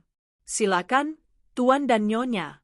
MRX akan menemui Anda setelah sesi pidato pembukaan, kata usher itu ramah. Raka duduk gelisah. Matanya liar memindai ruangan. Bel, kok ini acaranya ramai banget? Katanya private dinner? Mungkin ini acara gabungan, Mas. Udah santai aja. Lihat tuh, makanannya enak-enak. Bella langsung menyambar canape udang dari nampan pelayan. Makan yang banyak, Mas. Mumpung gratis. Raka membuka sedikit maskernya untuk minum wine. Tangannya gemetar. Dia melihat spanduk besar di panggung. Tapi karena dia duduk di sudut dan tanpa kacamata minusnya, dia memakai kacamata hitam minus yang kurang pas, dia tidak bisa membaca tulisan di spanduk itu dengan jelas. Hanya terlihat buram. Acaranya apa sih ini? Tanya Raka. Ah, paling amal-amalan orang kaya gabut. Yang penting kita tunggu MRX, jawab Bella acuh tak acuh. Tiba-tiba, lampu ruangan meredup. Musik orkestra yang megah dan dramatis mulai bergema. Sorot lampu spotlight menyapu ruangan, membuat Raka semakin menunduk ketakutan. Seorang MC naik ke panggung. Selamat malam, hadirin sekalian. Terima kasih telah hadir di malam yang penuh makna ini. Malam di mana kita mengenang sosok pemimpin yang telah pergi, namun meninggalkan jejak yang tak terlupakan. Raka merasa jantungnya berhenti. Kalimat itu, mari kita sambut, istri tercinta, sekaligus CEO yang membawa Aditama Group bangkit dari keterpurukan. Ibu Lara Prameswari. Tepuk tangan membahana. Raka membeku. Lara? Bel, ini acara Lara, desisnya panik, mencengkeram lengan Bella. Kita harus pergi. Sekarang? Apa? Bella tersedak minumannya. Tapi investornya? Itu jebakan, bodoh. Ayo. Raka berdiri hendak lari. Namun, saat dia berbalik, dua orang pria berbadan tegap, satpam berpakaian preman, sudah berdiri di belakang kursi mereka, menghalangi jalan keluar dengan senyum sopan namun mengancam. Maaf, Pak. Acara baru dimulai. Pintu dikunci untuk sesi khidmat, bisik salah satu satpam itu, tangannya menahan bahu Raka dengan cengkeraman besi. Raka terhempas kembali ke kursinya. Kakinya lemas. Dia terperangkap. Di panggung, aku berjalan menuju podium. Cahaya lampu menyorotku, membuat gaun merahku menyala seperti api. Aku menatap lurus ke arah meja 13, meski Raka mungkin tidak bisa melihat tatapanku di balik silau lampu. Terima kasih, suaraku bergema jernih dan berwibawa. 6 bulan lalu, saya berdiri di pemakaman, menangisi peti mati kosong suami saya. Saya hancur. Saya patah. Saya berpikir dunia telah berakhir. Hening. Semua tamu mendengarkan dengan khidmat. Beberapa wanita tampak menyeka air mata, tersentuh. Namun, lanjutku, nada suaraku berubah. Lebih tajam. lebih dingin. Tuhan punya cara yang lucu untuk menunjukkan kebenaran. Kadang, orang yang kita tangisi tidak benar-benar pergi. Mereka hanya bersembunyi, menunggu saat yang tepat untuk kembali dan mengambil apa yang bukan hak mereka. Raka mulai berkeringat dingin. Dia menarik topinya makin ke bawah, berharap dia bisa menghilang menjadi debu. Malam ini, saya ingin memberikan kejutan. Sebuah keajaiban. Hadirin sekalian, saya tidak ingin bersedih sendirian lagi. Saya ingin berbagi kebahagiaan ini dengan Anda semua. Aku menekan tombol di podium. Layar raksasa di belakangku menyala. Bukan foto kenangan manis Raka semasa hidup. Bukan. Yang muncul adalah video CCTV kualitas tinggi. Video Raka sedang menggendong bayi di depan rumah barunya. Video Raka sedang bertengkar dengan Bella di mall. Video Raka sedang berjemur di kolam renang sambil tertawa memegang gelas koktail. Dan terakhir, foto close-up wajah Raka yang diambil dari kamera tersembunyi di meja 13 saat ini juga. Wajah Raka yang ketakutan, memakai topi fedora dan masker, terpampang di layar raksasa real-time. Kerumunan mulai berbisik-bisik bingung. Itu siapa? Mirip Pak Raka? Loh, bukannya sudah meninggal? Ya, seruku lantang, memotong kasak kusuk itu. Anda tidak salah lihat. Suami saya, Raka Aditya, ternyata dianugerahi umur panjang yang luar biasa. Dia bangkit dari kematian, bukan sebagai hantu, tapi sebagai penipu. Lampu spotlight utama tiba-tiba berputar dan menyorot tajam ke meja 13. Cahaya putih menyilaukan menghantam Raka dan Bella. Mereka seperti rusa yang tertangkap lampu sorot pemburu. Sambutlah tamu kehormatan kita. Raka Aditya dan istri barunya, teriakku.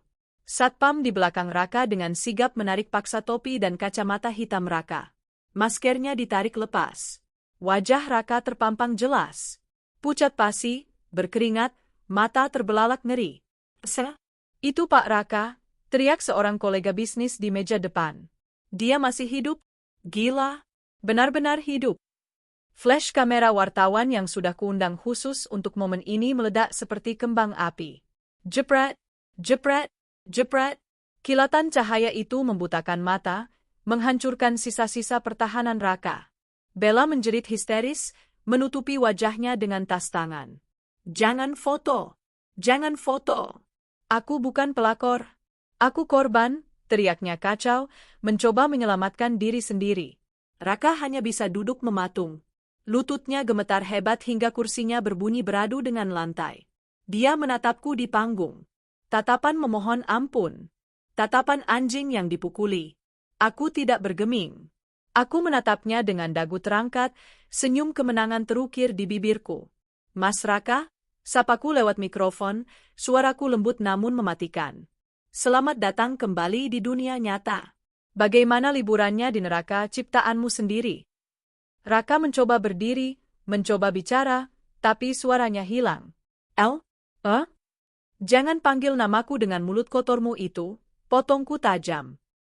Kamu memalsukan kematianmu demi wanita itu? Kamu mencuri 20 miliar uang perusahaan demi hidup mewah? Dan sekarang, kamu datang ke sini karena serakah ingin 10 miliar lagi. Penipu, teriak seseorang dari kerumunan. Pencuri, timpal yang lain. Penjarakan dia. Suasana menjadi chaos. Hujatan mulai berdatangan. Gelas wine dilempar oleh seseorang dan pecah di dekat kaki Bella, membuatnya menjerit makin keras. Tenang, hadirin sekalian, aku mengangkat tangan. Kita adalah orang-orang beradab. Kita tidak main hakim sendiri. Aku menunjuk ke arah pintu utama yang terbuka lebar. 4 orang petugas kepolisian berseragam lengkap masuk dengan langkah tegap, dipimpin oleh seorang komisaris polisi. Kami menerima laporan tentang dugaan pemalsuan identitas, penggelapan dana korporasi, dan penipuan asuransi. Ucap polisi itu tegas saat sampai di meja Raka. Saudara Raka Aditya alias Randy, Anda kami tangkap. Borgol besi berbunyi klik di pergelangan tangan Raka. Bunyi yang paling merdu yang pernah kudengar. Raka menangis. Benar-benar menangis meraung seperti anak kecil. Saya salah, Pak. Saya Vilaf. Istri saya yang paksa saya. Lara, tolong aku. Jangan biarkan mereka membawaku. Dia diseret keluar melewati kerumunan tamu yang menatapnya dengan jijik. Bella juga digiring polisi wanita karena diduga sebagai penadah aliran dana. Dia meronta-ronta, gaun emasnya tersangkut kursi dan robek, mempermalukannya lebih jauh. Saat Raka ditarik melewati panggung, dia sempat menoleh padaku untuk terakhir kalinya. Matanya penuh keputusasaan. Aku menatapnya dingin, lalu membalikkan badan, membelakanginya. Aku mengambil gelas sampanye dari meja podium, mengangkatnya tinggi-tinggi ke arah tamu undangan. Untuk kebenaran, ucapku. Untuk kebenaran, seru para tamu, bersulang bersamaku. Musik orkestra kembali bermain. Pesta berlanjut. Tapi bagi Raka, pesta telah usai selamanya. Di balik panggung, aku menyandarkan tubuh ke dinding, menghela napas panjang. Kakiku sedikit gemetar, bukan karena takut, tapi karena pelepasan adrenalin yang luar biasa. Dinda, asistenku, mendekat dan menyodorkan tisu. Ibu hebat sekali tadi. Sempurna, bisiknya. Aku menghapus setitik air mata yang lolos di sudut mata, air mata terakhir untuk masa lalu. Belum selesai, Dinda, kataku pelan. Masih ada satu tikus lagi yang harus kubersihkan. Bayangan wajah Bu Ratna melintas di benakku. Mertua yang bersekongkol menghancurkan hidupku.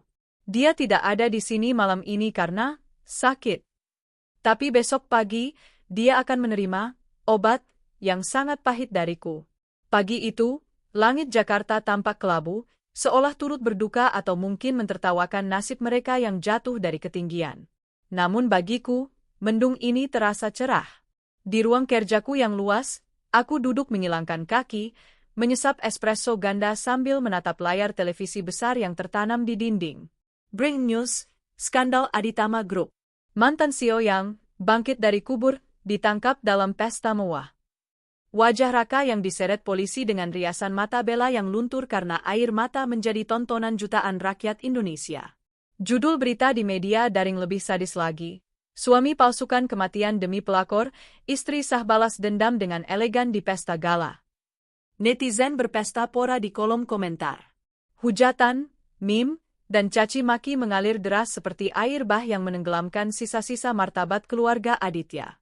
Ibu, pengacara Pak Raka, maksud saya, tersangka Raka, menelepon terus ke kantor. Dia minta akses bertemu ibu, lapor Dinda, asistenku, yang berdiri di ambang pintu dengan senyum tertahan. Aku meletakkan cangkir kopiku. Katakan padanya, saya tidak punya waktu untuk mengurus sampah. Biarkan dia bicara dengan tim hukum kita. Dan pastikan tim hukum kita mengulur waktu selama mungkin. Biarkan dia membusuk di sel tahanan sementara tanpa kejelasan. Baik, Bu. Oh ya, satu lagi. Tim kepolisian sedang menuju ke rumah Bu Ratna sekarang. Sesuai instruksi Ibu, media sudah standby di sana. Senyumku melebar. Bagus. Nyalakan monitor CCTV di rumah Bu Ratna. Aku ingin menonton pertunjukan terakhir ini secara langsung. Di villa tua Bu Ratna di puncak. Wanita tua itu sedang panik luar biasa. Sejak semalam, dia mencoba menelepon Raka ratusan kali, tapi nomornya tidak aktif. Dia melihat berita pagi ini dan dunianya runtuh seketika. Raka ditangkap. Bella ditangkap. Skandal itu terbongkar. Habis, semuanya habis. Gumam Bu Ratna, tangannya gemetar memasukkan baju-baju ke dalam koper besar. Dia harus kabur. Dia harus pergi ke rumah kerabat jauh di Surabaya sebelum polisi mengendus keterlibatannya. Dia menyambar kotak perhiasan, satu-satunya aset yang tersisa, dan berlari menuju pintu depan. Namun, saat dia membuka pintu, dia tidak disambut oleh kebebasan. Dia disambut oleh belasan kamera wartawan dan 2 mobil patroli polisi. Jepret, jepret. Ibu Ratna. Apa benar Anda tahu anak Anda masih hidup? Ibu Ratna, bagaimana rasanya membohongi menantu sendiri? Apakah Anda juga menikmati uang hasil penggelapan itu? Pertanyaan wartawan memberondongnya seperti peluru. Bu Ratna mundur ketakutan, wajahnya pucat pasi. Pergi, pergi kalian. Saya tidak tahu apa-apa, teriaknya histeris, mencoba menutup pintu. Tapi seorang polisi wanita menahan pintu itu dengan tangannya. Ibu Ratna, kami dari kepolisian. Kami memiliki surat perintah penangkapan atas dugaan persekongkolan dalam tindak pidana penipuan dan pemalsuan dokumen negara. Enggak, saya orang tua. Saya sakit jantung. Jangan tangkap saya. Bu Ratna meronta saat tangannya ditarik untuk diborgol. Dia menjerit-jerit, memanggil nama almarhum suaminya, memanggil nama Raka, bahkan memanggil namaku. Elara, Elara tolong ibu. Ibu hilaf, nak. Teriakannya sia-sia. Tetangga sekitar villa, yang selama ini menghormatinya sebagai janda kaya yang dermawan, kini menonton dari balik pagar dengan tatapan jijik. Bu Ratna digiring masuk ke mobil polisi, diiringi sorakan wartawan. Di kantorku, aku mematikan monitor dengan kepuasan yang mendalam. Selamat menikmati hari tua di balik jeruji, mertuaku sayang. Siang harinya, aku melangkah masuk ke kantor kepolisian pusat. Bukan sebagai saksi yang ketakutan, tapi sebagai pelapor yang berkuasa. Aku mengenakan setelan jas hitam slim fit, kacamata hitam, dan sepatu hak tinggi yang berbunyi tak-tak-tak berirama di lantai keramik kantor polisi. Selamat siang, Bu Lara. Silakan, tersangka sudah kami siapkan di ruang interogasi 1, sapa komisaris polisi dengan hormat. Terima kasih, Pak. Saya ingin bicara 4 mata sebentar. Bisa dimatikan rekaman suaranya? Biarkan videonya saja yang menyala untuk prosedur, pintaku. Tentu, Bu. 15 menit. Aku masuk ke ruangan sempit yang dingin itu. Di sana, duduk di kursi besi dengan tangan terborgol ke meja, adalah Raka. Dia terlihat menyedihkan. Pakaian pestanya sudah diganti dengan baju tahanan oranye nomor 042. Rambutnya acak-acakan, matanya bengkak, dan ada luka lebam kecil di pipinya. Mungkin, salam perkenalan dari tahanan lain. Saat melihatku masuk, matanya berbinar sedikit. Harapan bodoh itu masih ada. Lara? Suaranya parau. Terima kasih Tuhan, kamu datang. Sayang, dengarkan aku dulu. Ini semua salah paham. Aku bisa jelaskan. Aku duduk di hadapannya, meletakkan tasku di meja. Aku tidak melepas kacamata hitamku. Jelaskan apa, Mas? Jelaskan kenapa kamu masih hidup? Atau jelaskan kenapa kamu meniduri sekretarismu saat istrimu sedang bertaruh nyawa di meja operasi? Raka menelan ludah. Itu Bella yang menggoda aku, El.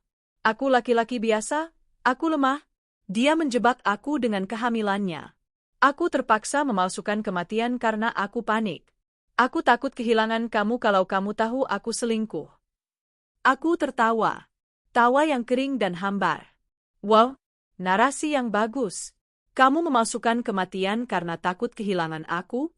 Mas, kamu memalsukan kematian untuk mengambil hartaku tanpa harus berbagi denganku. Jangan menghina kecerdasanku.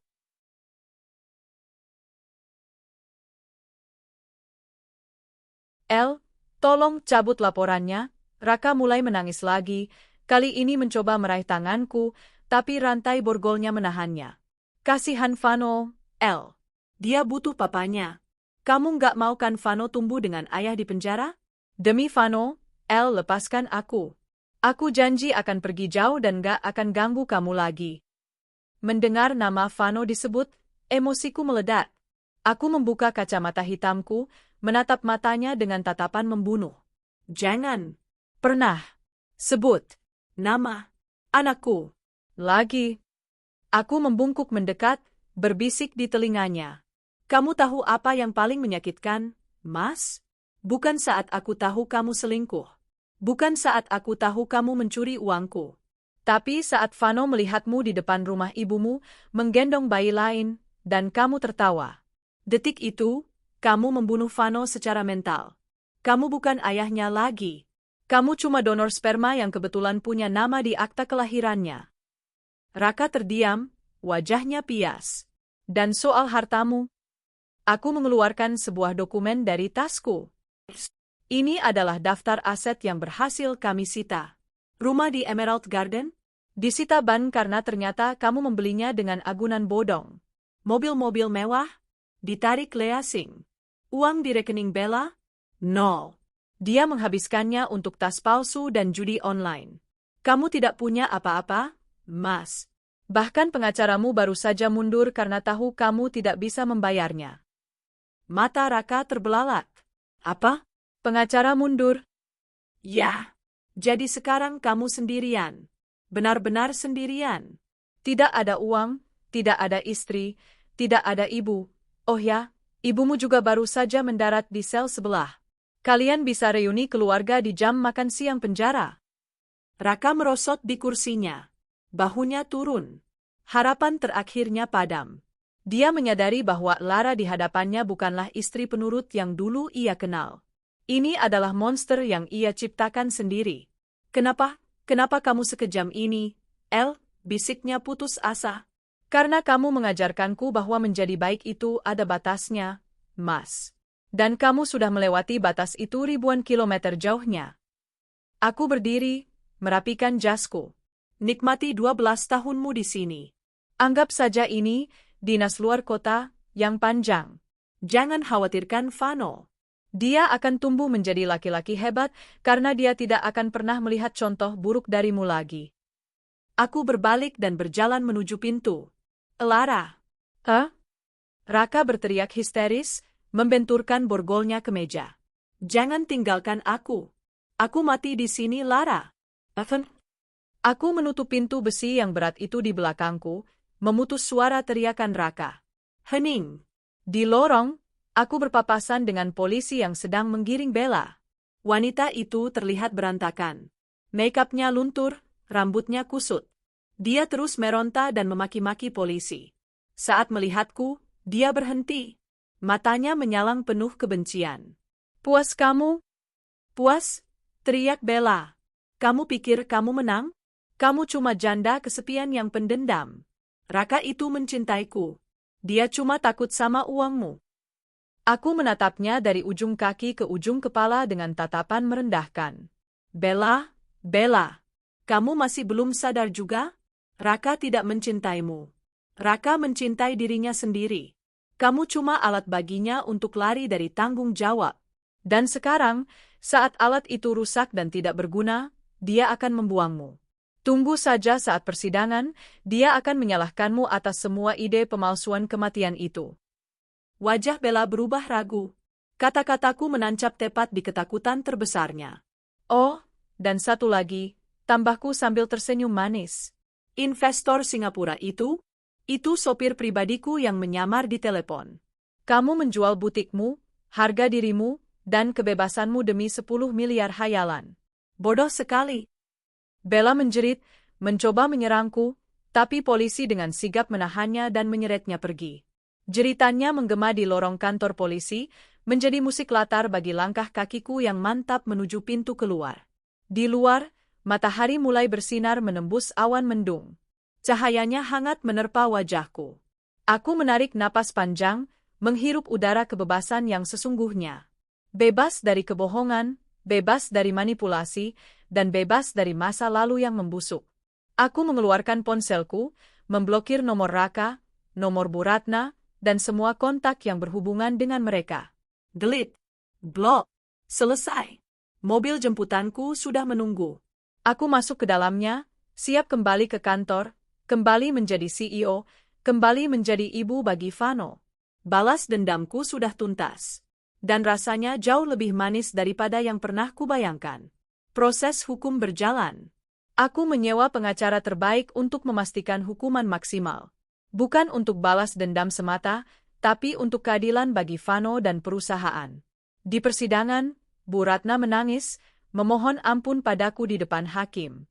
Lara, ibu tua, ibu tidak tahu apa-apa? Ibu tahu semuanya. Ibu bahkan yang menggendong bayi itu saat aku ziarah ke makam kosong anak ibu, jawabku tenang di kursi saksi. Hakim mengetuk palu. Raka divonis 12 tahun penjara. Aset-aset dikembalikan padaku. Bella mendapat hukuman percobaan dan harus membayar ganti rugi yang membuatnya jatuh miskin seumur hidup. Bu Ratna tidak dipenjara karena faktor usia, tapi sanksi sosial membunuhnya perlahan. Tetangga mencemoohnya, keluarga besar mengucilkannya. Dia hidup sebatang kara di rumah tuanya yang mulai rapuh, tanpa ada lagi menantu kaya yang membiayainya. 2 tahun berlalu sejak kejadian itu. Perusahaanku makin maju. Aku berhasil mengakuisisi beberapa perusahaan pesaing. Vano tumbuh menjadi anak yang cerdas dan bahagia. Dia sudah lupa pada sosok ayah yang pernah mengecewakannya. Baginya, aku adalah segalanya. Sore itu, aku duduk di balkon kantor, meminum teh hangat. Ponselku bergetar. Sebuah pesan dari nomor tak dikenal. Lara, ini ibu. Ibu sakit keras. Tidak ada yang mau merawat ibu. Tolong. Aku menatap pesan itu lama. Hatiku sudah tidak sakit, tapi juga tidak ada lagi rasa iba yang bodoh. Aku membalas singkat, saya sudah kirim perawat dan bayar panti jompo terbaik untuk ibu. Nikmati sisa hidup ibu di sana. Jangan hubungi saya lagi. Aku menutup ponsel. Cukup sudah. Aku telah membalas kekejaman mereka dengan cara yang paling elegan.